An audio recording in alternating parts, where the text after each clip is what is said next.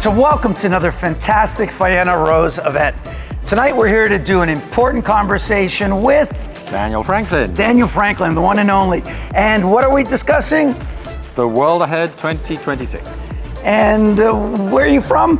I'm from The Economist. The Economist magazine, a conversation with Daniel Franklin to discuss all the most important topics in 2026. Daniel, thank you so much. I think this is the fourth time you're here, and not the last time. No, I hope not. I hope not either. So as I like to say, strap in, get ready for another fantastic Faena Rose conversation. Thank you, Daniel. Thanks, Pop.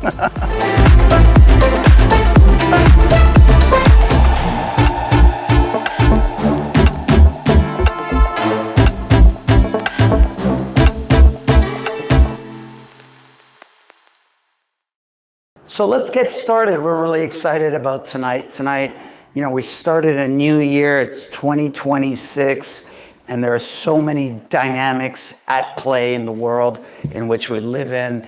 And tonight we want to kind of tackle some of them. We want to talk about some of the really important topics. Sean is going to say some words and talk a little bit, and then we're going to bring in our dear friend Daniel Franklin to give you his dirty dozen. Sorry, I think I inserted the word dirty. Daniel, I think it's just dozen, right? So bear with me. And then we want to give you all the opportunity to ask some questions, but Daniel's going to run through his list. I hope you're all fans of The Economist. Probably, that's why we're here. So without further ado, I want to talk about our moderator, Sean McManus, who is a Faena Rose member, a friend. He's also the co-founder of M+D, which advises a number of media, technology, finance, and investment organizations on interactive content and thought leadership programming. And before that, surprise, surprise, Sean ran a lot of the programming and the conferences for The Economist magazine. So ladies and gentlemen, please put your hands together and welcome the one and only Sean McManus. Thank you, Pablo. All right. Good evening, everyone. Thank you for coming out in this freezing cold night to join us. I'm not actually going to say a few words. I'm just going to thank Pablo and the Faena Rose team for having us here tonight. And I'm going to ask my dear friend and former colleague, Daniel Franklin, to please come onto the stage.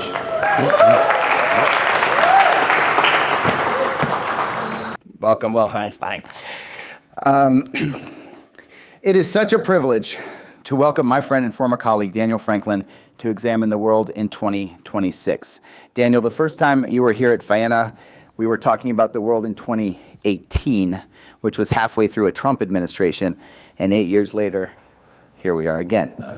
Ladies and gentlemen, Daniel joined The Economist 43 years ago to write about the Soviet Union and Eastern European affairs, and has since served as Europe editor, US editor, Washington bureau chief, business affairs editor, Britain editor, diplomatic editor, editor-in-chief of TheEconomist.com, editorial director of The Economist Intelligence Unit, and executive editor, and for 16 years, editor of the World In publication, which is now known as The World Ahead. And for some reason, Daniel and his wife, Gabby, have been spending winter months in South Florida instead of London, and we are delighted to have you back tonight. Please give a round of applause to Daniel Franklin. So just in terms of the program tonight, I'm just going to ask Daniel a few questions to set some context, and then Daniel will give a presentation on the big trends to watch for 2026. And as you know, and as Pablo even mentioned, The Economist has a bit of a cult following. It's read by world leaders, global CEOs, and very smart people all over the world. So I thought we could just spend a few minutes talking a little bit about the newspaper itself before we start talking about the world ahead. So Daniel, just to get started, The Economist was founded in 1843. Give us a little bit of the origin story. Yeah, well, I'm glad you called it a newspaper, by the way. That's what we still just about call it, because although, of course, nowadays it's digital and it's everywhere. But it was founded really as a campaigning publication to campaign against what were then known as the Corn Laws in England, the protectionist Corn Laws. They were protecting the aristocracy and the farming landed gentry. And we believed in a sort of enlightened way, I suppose, in free trade, and argued that free trade would be beneficial to the wider public, even though it was much opposed by the vested interests. So here we are again, 3 years later, still campaigning for free trade. So we still carry on fighting the good fight and opposing protectionism. And I think, one of the reasons that we have survived all these years is we do have kind of foundational beliefs in free markets, free trade, a rather liberal, a classical liberal outlook, but also a more liberal on social policy, social affairs. And that means we infuriate everyone, all sides of every political side equally. So we get equal number of complaints that we're outrageously left-wing or we're outrageously conservative. I have been told in Miami that The Economist is a left-wing publication. We won't go there. And I'm sure you'll talk about tariffs later, but apparently they're working great. So, but that's we'll hear that point of view from you. One of the most important aspects of the World Ahead publication is that The Economist is very modest in its intellectual rigor, and often, every year, remarks on what they got right and what they got wrong the previous year. So Daniel, do you have any stories for us about the year 2025 and how The Economist did in terms of its outlook for the year ahead? Well, first of all, I mean, I'm pleased to say that I started that as editor. Okay. I started the annual self-examination. I found that it was always, the readers very much more enjoyed what we got wrong than what we got right. Because who wants to hear you blowing your own trumpet, I remember back in 2000, was it the world in 2009, so looking back on the previous year, we had not predicted the global financial crisis. And I headlined that article about 2008, sorry. Last year, I think we didn't do too badly. We said it would be a year dominated by Trump technology and uncertainty, and I think as a sort of summary of the year, that's pretty good. We got some. We said the tariffs would their effect on the American economy would be modest, which I think is actually real. To some people's surprise, has proved to be the case. But much more interesting to talk about what we got spectacular. Oh, I think we did predict some of the geopolitical tensions quite accurately. But the things that we got wrong, we did not foresee that Israel, for example, would be so spectacularly successful in taking out its sort of axis of Hezbollah, and that Syria would have. That happened after, I think you went to press last year. Syria would have regime change and so on. That was a big one. We got the Australian election result spectacularly wrong. We said there would be a minority government. In fact, the party increased its majority. We correctly said that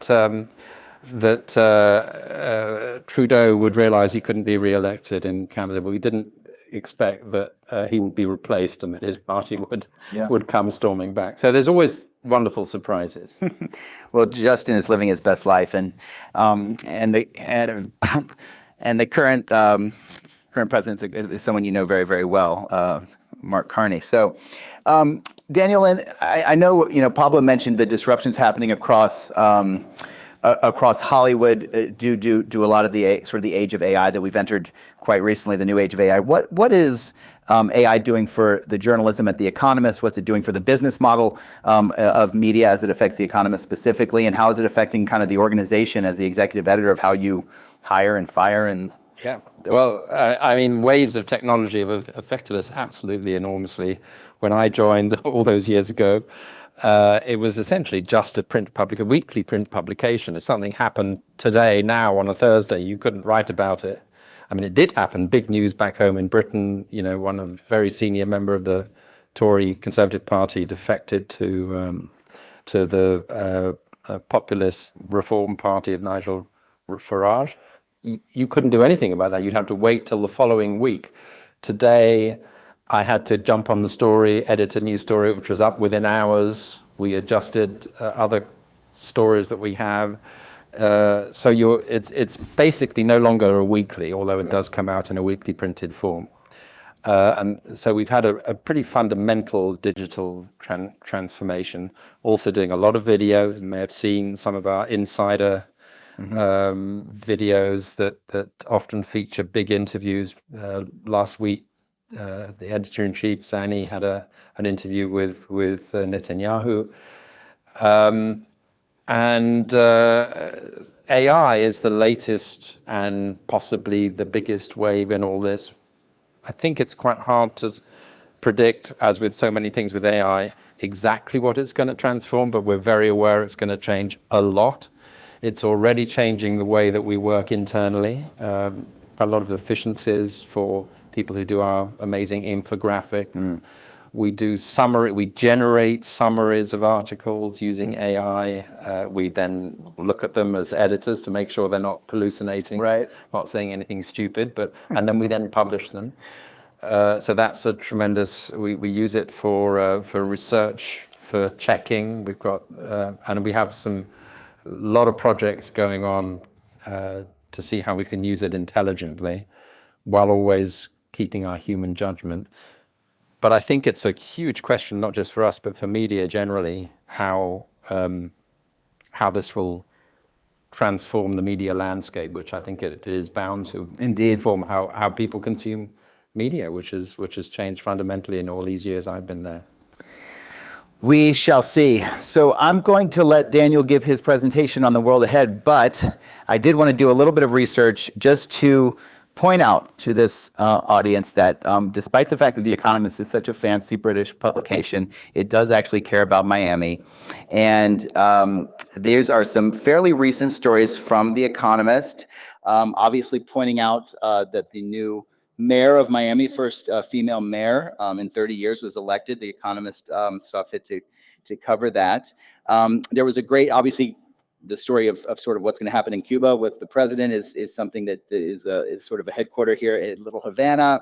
A great story over the Christmas holiday that you ran, Daniel, that was about men in Miami paying $10,000 for a dating boot camp that taught guys basically how to get laid for $10,000. We only cover the most important stories. And I thought that was incisive journalism.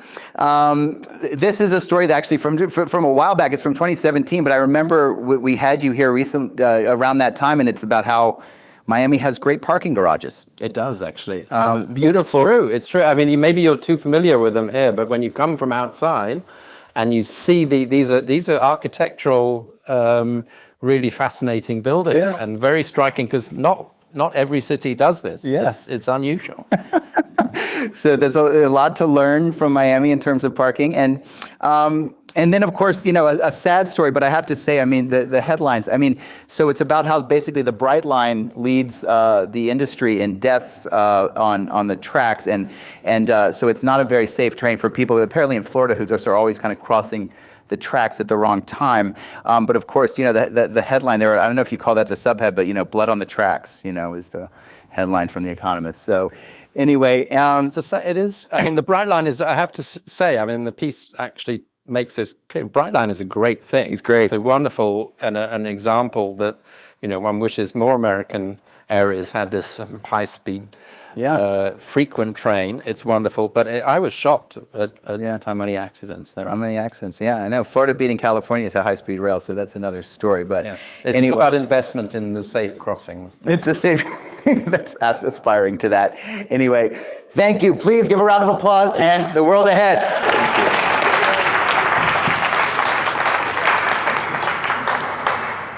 Thank you. Well, Daniel's Dozen. By the way, thank you very much for all coming. It's wonderful to see it. I mean, since we started this in as you say, 2017, I guess it was, talk about the world in 2018. This has grown enormously. So it's just fantastic to see how this has developed. Thank you all for being here. Pablo, you said dirty dozen. I'll use that in future, but Daniel's dozen. What I'm going to do is picked a dozen themes, of all that's in the publication that I think are worth watching for the year ahead. And then I hope in the Q&A there'll be lots that I haven't covered. Feel free to ask anything. This was actually the 40th edition of what used to be called the World In. The World In 1987 was the first one. I edited, I think you said 16, it's actually 17 of these editions. It was a great privilege to do so. The last, I think it's 3 or 4 have been edited by Tom, who was with you here last year. So my first thing, you all know this, America celebrates its 250th. It's going to be a moment for great reflection on the American experiment, where it stands at 250, where it's heading in the future.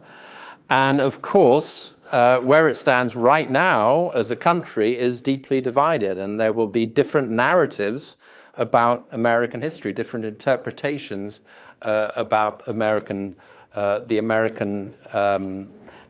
experiment to date.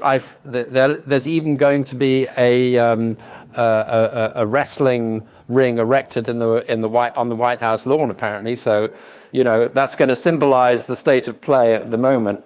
But I think it is useful to have this discussion, and I would point you to, at The Economist, I'm not sure, unless you're a subscriber, you can't get to all of it, but we've started a series on America at 250, and every month there'll be kind of new chapters on this. And the first one I looked at this week was really interesting. I learned a lot, so I would recommend that. But there are going to be lots of takes on America at 250, and the verdict so far, and whether I'm sure it will continue to evolve, but how that evolution will play out. Surprise, surprise, from the history, you learn that there is, in some senses, nothing new at the sun, and you think under the sun, you see that the things that we think are unprecedented actually have precedence in that American experience, and that's quite salutary, I think. Midterm elections is where Americans will pass their own verdict on the state of play, and those are shaping up to be, every election cycle is important, but perhaps this one perhaps more interesting and a lot more at stake than usual. And there are questions over how that will proceed, how fair it will be even. It's astonishing that question could really be asked in America. I would expect, if you ask my prediction, that the House will flip, and the Senate is perhaps more likely to than is often given credit for. It's much tougher for the Democrats to flip it than the House for the reasons of only a third of the seats being up as usual, and the particular seats that are up for grabs this time. But we'll see. That normally that's what midterms do. There's a big swing against the incumbent party in the White House, but let's see. Second theme, I thought it might be helpful to give you just some of the other elections worth watching in the year ahead.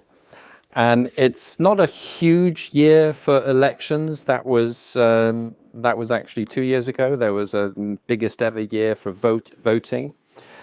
But this time, there are some big ones, actually. The one that I would watch is Hungary, which happens in the spring. There'll be a lot of attention on Hungary because Viktor Orban has been a kind of poster figure for the hard right in Europe, for the populist right in Europe. He's been around for a long time, and he's actually way behind in the polls at the moment. There's someone called Peter Magyar, who is, I think, about 12 points ahead in the polls. I would not be at all surprised if that changes as we get closer to election day. But that's certainly one that will be watched for more than just, the 10 million people that live in Hungary. That'll be a sort of landmark election, because Hungary is something of a troublemaker within the European Union. And if Hungary goes the other way, that would be big news. Then Brazil in October. I guess Lula's going to go for it again, but he's one of the sort of elderly figures on the world stage now. I think it would be probably much better if he let someone younger go for it. But then there's the whole question of whether Brazil can get over the whole trauma of controversy over Bolsonaro and so on. So that's a big one to watch. And then I think, of course, all eyes will be on Israel in the autumn. It doesn't look as if there'll be an early election at the moment. And in fact, in his interview with The Economist last week, he indicated, Netanyahu, that he would go the distance. We'll see. But, a few months ago, I'd have said he had little chance. Now I'm not so sure, because if there's one wily political operator, it is Bibi Netanyahu. So those are three to watch, I think, for the year ahead. The world continues. This is geopolitical shift, or drift, if you like, is however you look at it. The world order has almost crumbled as we've been watching it over the past year. And maybe in 2026, it'll start to be a little bit clearer what sort of order or disorder we can expect to see. I think what seems to be shaping up at the moment is taking the place of what we in Europe are fond of calling the rules-based international order, the one based on a set of principles and rules and institutions that emerged out of the trauma of the Second World War, is giving way to a much older sort of state of affairs where you have spheres of interest. And those spheres of interest you can see in what's just happened with America, Donald Trump asserting its right to intervene in its own hemisphere. The Monroe Doctrine has become the Donroe Doctrine. And we'll see how far that goes, but Greenland is another part of geographically of the Americas, and that's very much in the news at the moment. Donald Trump says that it needs to be part of America for strategic reasons, for geopolitical reasons. And the Europeans are panicking, basically, about what this means, and it could be the end of NATO if America were to actually take Greenland by force. We might talk about this a bit later. I don't believe America needs to take Greenland by force, but I think he does see it very much. I think Donald Trump sort of fixates on Greenland as part of his legacy. So I think it's somewhat less about real geopolitical need or strategic need, and more about legacy. But I take that legacy very seriously. So I think we haven't by no means heard the end of the Greenland saga. And then there's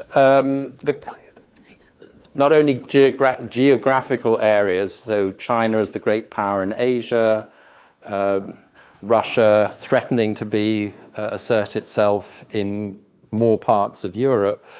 There is a sense that if you can't rely on the international rules, you have to get together with like-minded countries to do things that you want to do in the world. So we see this now with the so-called coalition of the willing preparing to put troops in Ukraine should there be a ceasefire there to secure the peace, and there will be other coalitions of the willing in other areas. So based very much on interests rather than international institutions, and the question of whether this creates a degree of instability around the world that could lead to regime change in various corners. By the way, in last year's World Ahead, Zanny, the editor, predicted that you should watch out for American pressure on regimes and possible regime change in places like Venezuela. So that was not a bad prediction. War or peace, or war in the year ahead, and the answer is yes. We already have lots of wars. I don't know whether you can see this chart above me, but that gives a number of the conflicts that exist around the world, and the sense that quite possibly the year ahead could be the bloodiest in terms of deaths in combat for many, many years. Highlights in red there about 7 of that are especially ones to watch: Sudan, Congo, Rwanda, Russia and Ukraine, obviously, but also potentially peace. The ceasefire is tentatively holding at the moment in Gaza. It's still very fragile, and of course there are the ongoing efforts to create peace in Ukraine. I'm not an optimist on Ukraine. I think Putin thinks he's winning, and as long as he thinks he's winning, he doesn't have a real interest in peace. But we'll see. And then there are tensions in other spheres as well, increasing interest in control of various technologies for the seabed and for space. So right up into the sky and down into the oceans. And there's increasing amounts of testing of the limits in what are called gray zone operations. So you've seen the stories, I'm sure, about drones circulating in around various airports, disrupting things, about cutting of underwater sea cables, mischief making basically in various areas, with the great advantage for the countries that are making the actors that are doing the mischief, that it has deniability. It doesn't instantly lead to a full-blown conflict, but you can create a lot of trouble. So I think that you're just going to see more of in future, the testing of how far you can go, and undermining security in various creative but nefarious ways. One result of all this is a fifth theme, which is, you don't look to Europe for many things that are going to be booming these days, but defense spending is booming in Europe because the Europeans have been rightly prodded by Donald Trump and the United States to do more for their own defense. They were freeloaders for a long time. We were freeloaders, I should say, on NATO. So that pressure to spend more on defense, back when Russia first invaded, took Crimea, was a big shock, and NATO pledged to spend 2% of GDP on defense, but many European countries didn't even live up to that promise. Now they've been pressured into spending 3.5% eventually by 2035, rising to 5% if you include various military adjacent spending. And for some countries anyway, it's quite serious. So my own country, Britain, we promised to spend this amount of money, but we're backloading it all. We have an article this week saying that actually we're way, way behind what we need to be doing. So it's not at all a rosy picture in what is being spent. But Germany is where a lot of serious action is going on. German defense spending is getting extreme, is ramping up at quite a lick. And so Rheinmetall is one of the big defense contractors, going to be a huge player. It's going to be there to sort of rival the big American defense giants. But as I say, they're putting it into the major leagues. So that is an area where, if you're looking for where some definite action is, defense spending in Europe, for better or worse.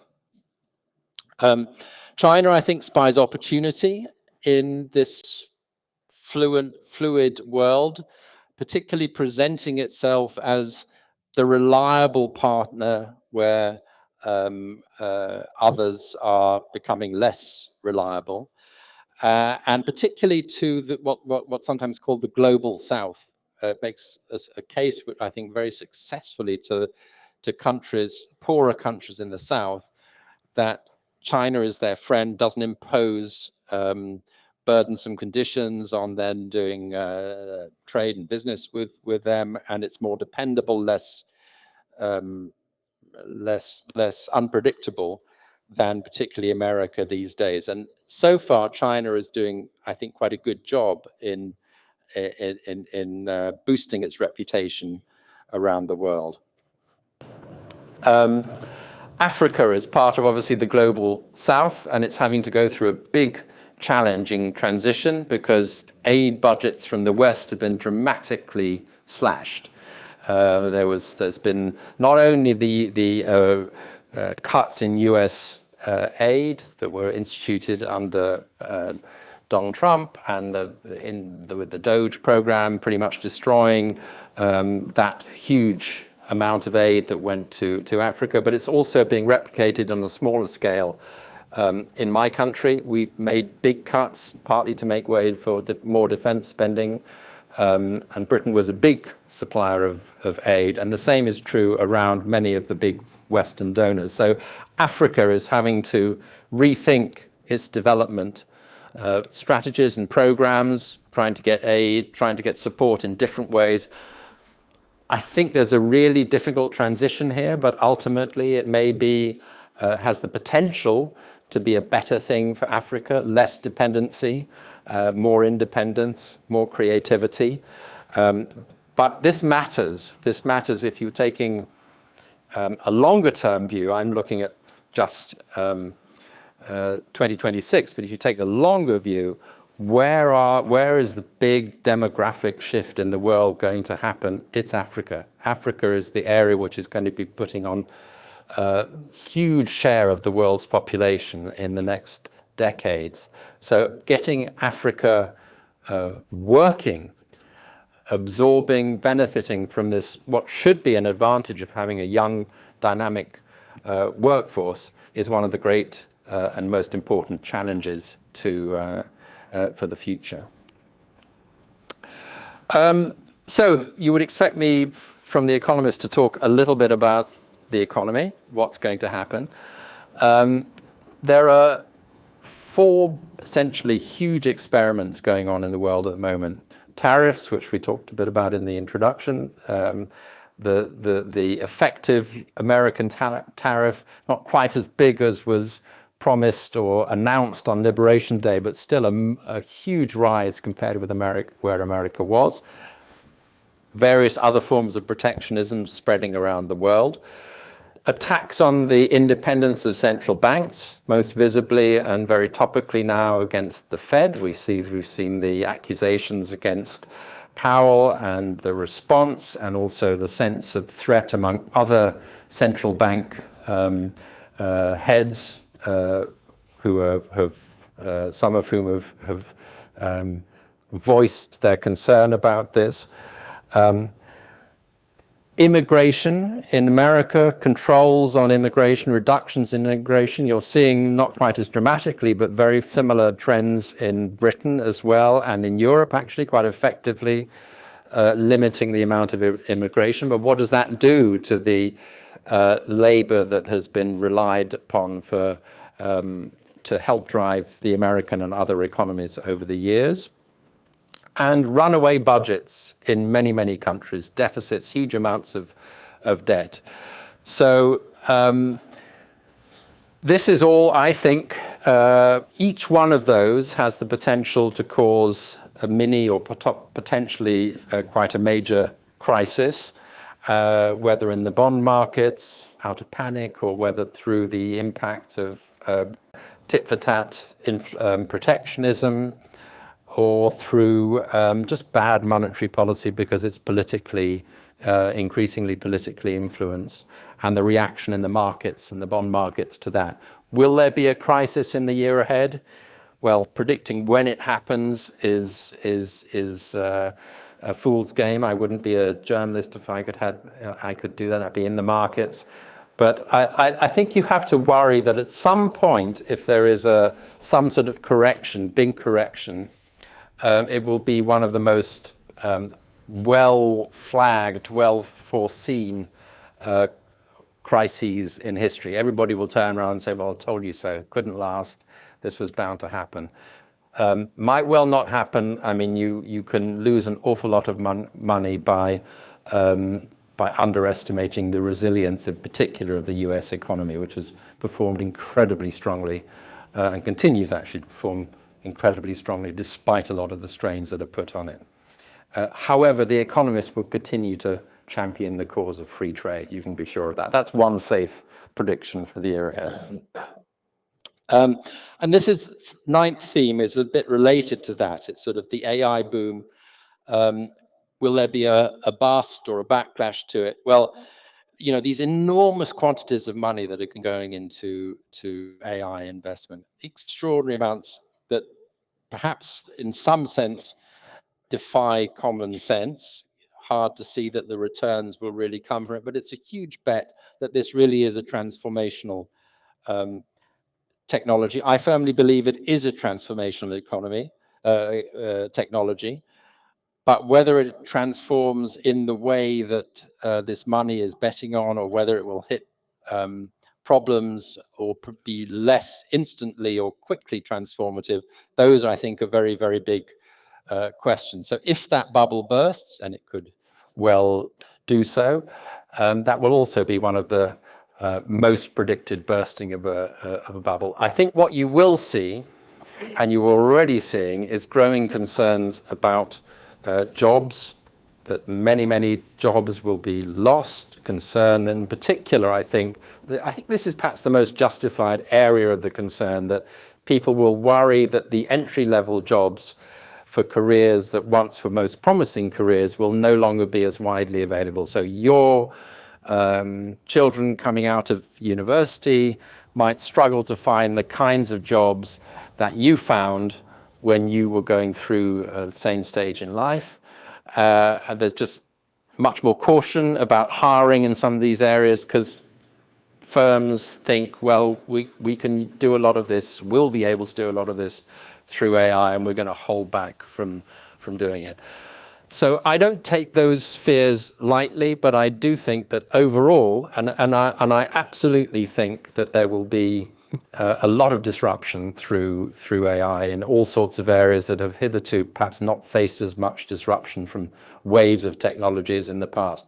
But I'm also convinced that all these predictions of doom underestimate the ingenuity of human beings and the way that new jobs, new roles are created that just didn't exist before. So existing jobs go, but new types of activity and productive activity come along in their wake. We can't imagine them yet because they're not there. We don't see them. That's what's in effect happened in the past, and I don't see why really it shouldn't happen again. So a lot of disruption on the way, possibly some quite politically painful disruption, but I am not fearful for human activity in future, even in a world of very extraordinary AI. 10th theme, climate change. Feels almost infra-dig to talk about it these days. It's gone off the radar. There's certainly been climate change in Miami, actually, this last day or so, but that's another. And it's true that the big global, target 1.5% of reduction over pre-industrial levels, 1.5 degrees centigrade. That's not happening. No one thinks that's achievable anymore. But it is also true that global emissions have probably peaked, partly because of extraordinary changes in technology, partly because China is switching away to cleaner fuels. China is the big emitter. That was one of the predictions I think that we got right last time, that China has confirmed that its emissions have peaked, so global emissions have peaked. And clean tech, although investment may have gone down in it, but the technologies are extraordinary. The one that's highlighted in this edition is geothermal energy, where there are some potentially great advances. Battery storage technology, I think, is extraordinary, but it's one area in particular where AI could have an extraordinary impact. So in many areas of technology, AI is a great enabler, and I think that could be particularly important in climate. Drugs discovery is another area where AI is going to speed change up. But this theme I wanted to highlight is the weight loss drugs, which are going to are already becoming more widely available. Versions that are going to be cheaper as they come off patent in generic forms and going out to much wider area, becoming affordable in much wider areas of the world, including in the global south, and available in more convenient forms to take, available in pill form as well as injections. So a big boost in that. And then finally, because it's always nice to have a bit of fun, a big year for sport, especially actually in this country with the Football World Cup. Co-hosted, but in America, Canada, and Mexico. What could possibly go wrong? My biggest prediction is, of course, that England will win the World Cup. It's coming home for anybody it is. Anyway, but seriously, they do have a decent chance. And then in other sporting news, this is the year where the enhanced games are launched, where drug taking is not only allowed but positively encouraged. There's no doping test. You can take whatever substances you like, and it's just the person who can run fastest or jump highest. And this is serious stuff. There's big prize money, big prize money for this thing. So there will be new world records. I'm sure they just won't count because they won't be officially recognized by the athletic bodies. But you can expect a whole wave of agonizing over whether this is okay or not. So that's my Daniel's dozen. I thought I'd just give you a few bonus bits just at the end. The word of the year, semi-quincentennial, 250th anniversary. So try and say that several times fast.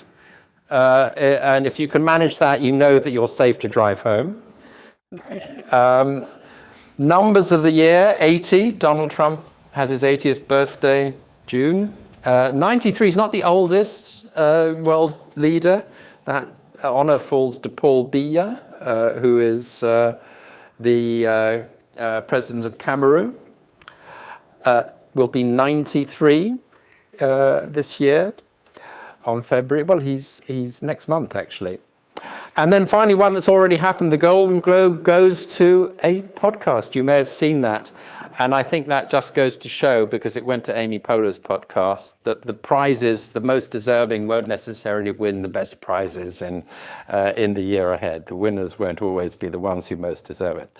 But there you go. That's it. That's my dozen for the year ahead.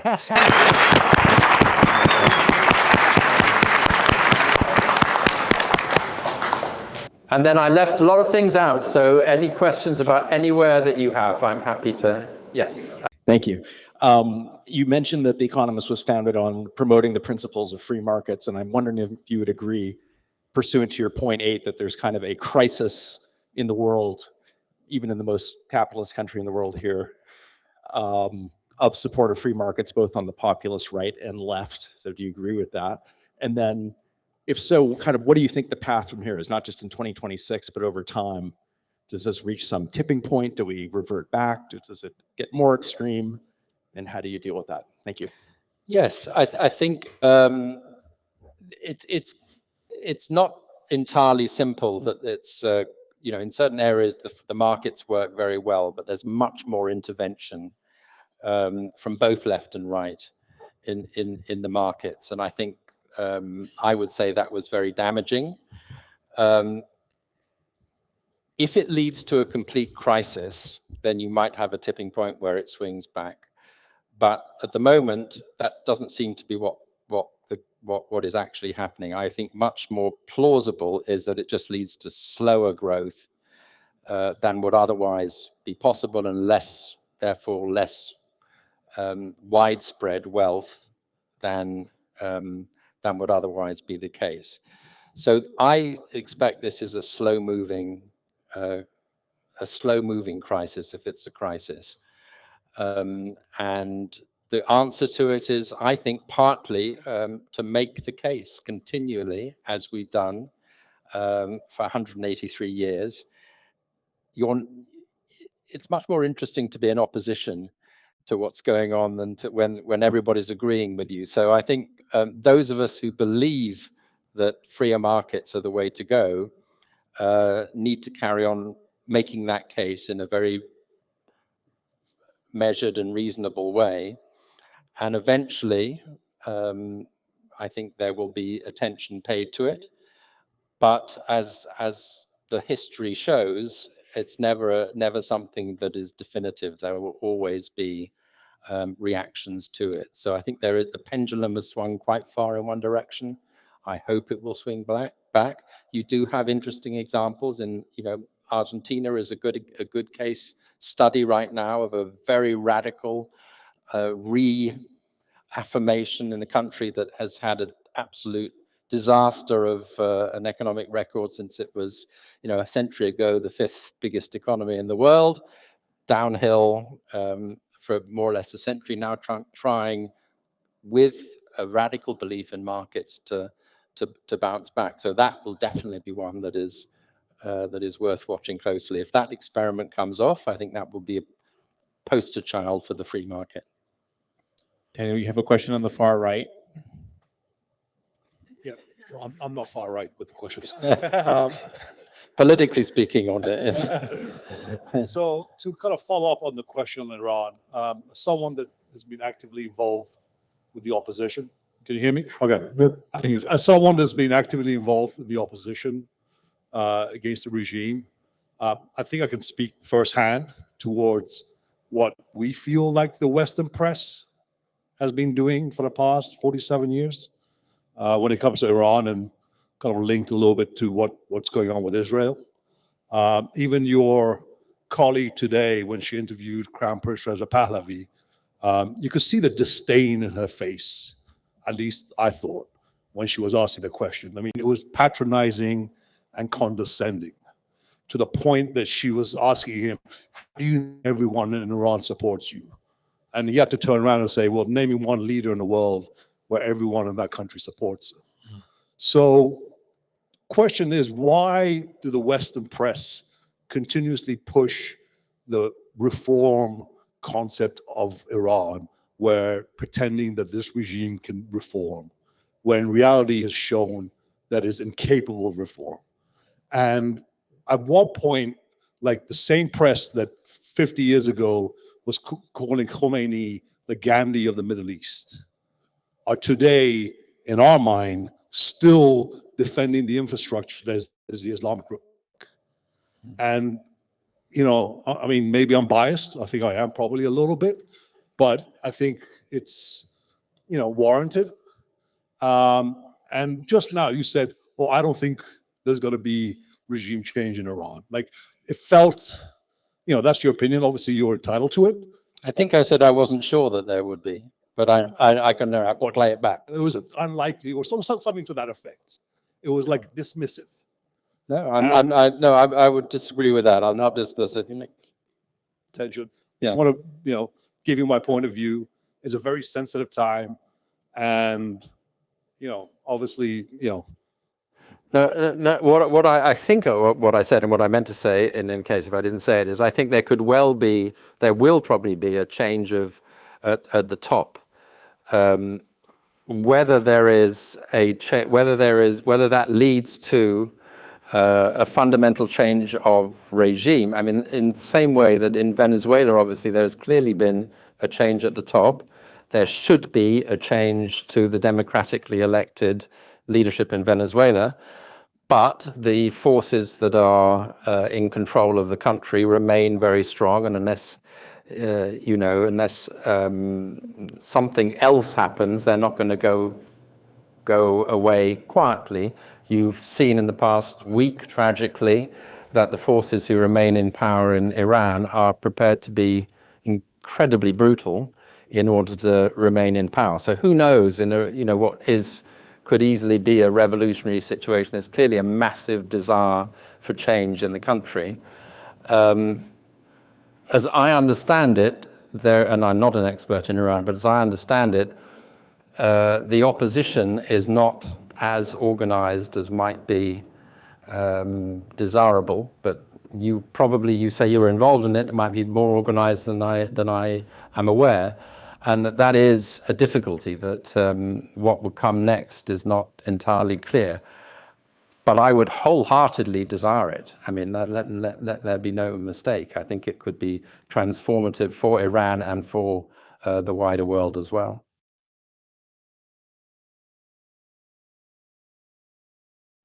Hi, thank you. It was such a good talk today. I agree with you that the AI will have a net benefit, and I analogize it to the internet. Because when the internet was coming, we all thought, all these things are happening, and he created an online economy. So I agree with that. What I don't, every day on the news, you hear about this new AI investment. So there's clearly some circular economy that has happened in the AI sector. And I'm very curious to hear what you think would happen, or what you perceive is what happened in the near term, and also taking a step back. How do you think this will intersect with energy supply and geopolitical tension, especially between the US and China? So there's a lot in there, but I mean, one of the constraints on AI, I think, is it's enormously energy hungry, as you know. So that is a question: is how will that energy be supplied?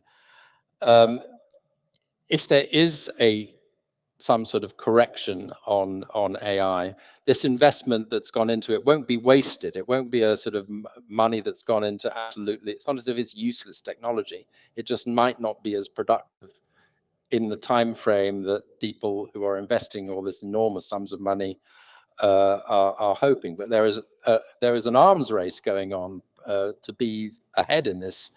In this, both between the big corporations and between countries. China is doing very well. China is doing well despite the efforts of America to limit its access to advanced chips. It's finding ways around that. So there's a lot of ingenuity going into this at all levels, and many countries, including, for example, Britain, are trying to figure out how they can get a piece of this action and be an important part of the AI ecosystem. So, and it doesn't have to be just in the giant, as in other previous ways of tech. America, I'm sure, will be at least a leader, if not the leader, in this area. But other countries can take on important niche roles and get part of the action in various ways. So I don't think it necessarily is tragic if you miss out to America in the big stakes. You can still have important AI entrepreneurialism elsewhere. I was interested in how you think the Europeans are adjusting to the new American political environment, and also what's the impact going to be on the Ukraine-Russia conflict? So a mixture of, it's a great question, a mixture of panic and I think certain amount of action, but not enough yet. So I think they are starting to realize that the world has fundamentally changed. They've been in denial for a long time. But particularly Ukraine is I'm glad you brought that up, because that's where it really becomes absolutely evident that America isn't going to pay for all this, so Europeans have to step up. And rather belatedly, they are at least doing some of that. And they're also realizing that they're going to have to spend more on defense. They have to look more credible on defense. They are not doing enough. If you look at it objectively, Europe has as big an economy as the United States, a far bigger one than Russia. It should be easy. But we're so disjointed and we have so much duplication in weapon systems that it's going to be a very hard job to do what's necessary. But there is at least and at last a greater degree of seriousness about the digital it, and actually something like this, the armament Greenland is a reminder that, Europeans better get serious about this stuff. Everything else, they will do it too little, they will do it inadequately, but they will do it in some form. Daniel, just taking a longer arc of history, my generation that came into the workforce in the early 1990s, benefited from the fall of the Berlin Wall, internet penetration growing, a consensus on free trade and free markets. And, here we are in 2025, we've all benefited from it. So looking at it from a point of view of someone who's in their, let's say, early or mid-20s today, what, in your view, would be the world in 2050? Wow. And how should he or she make life choices, hearing your point of view? So I actually edited 2 books on the world in 2050. One was called Mega Change, the world in 2050, and the other was called Mega Tech, which focuses on technology. So I'm a great believer in the virtue of looking in taking the long view, not just what's happening in the year ahead, but looking at the very big picture. Not because you can predict it, but because it helps you see today's trends more clearly than you do if you just keep your eyes down. And I think if you do cast your eyes way forward like that, you simply can't know what are the going to be the opportunities for someone who's starting out on that career path now. But what I think you can probably say is that there's going to be an awful lot of fast change, and therefore skills that give you adaptability to fast change are going to be tremendously important. There are probably also certain tasks that will never be done by an AI that you may well think make very good, steady careers, kind of physical labor of one sort or another that may be hard for an AI to do. But in other areas, in using the mind, learning to work with the machines and to be flexible so that you can change when maybe one role becomes no longer needed, but something else does, that's going to be a vital skill. I try, and I sort of fundamentally remain an optimist on this, that we've all had, I think you're right, that the generation that I belong to, coming into the world, then seeing the Berlin Wall fall, seeing the spread of freedom, seeing the opportunities that the internet gave and so on, we've been tremendously lucky. I think that I see no reason why AI and future technologies shouldn't create enormous opportunities for the next generation as well. But I think we'll have to be flexible in order to make the most of those.